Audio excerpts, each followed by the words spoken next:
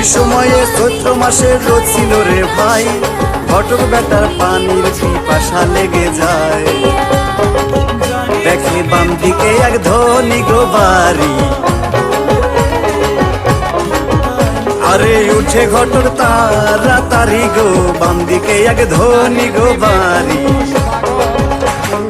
এ আসেন গো বাড়িওয়ালা, দেখেন না সাহিয়া,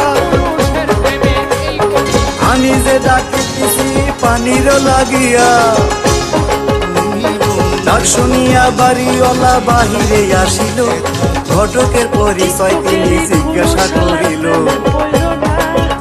আরে করি আমি বিয়ার ঘটকালি, আমায় সবাই ডাকে তরমুজ আলি রে, করি আমি বিয়ার ঘটকালি।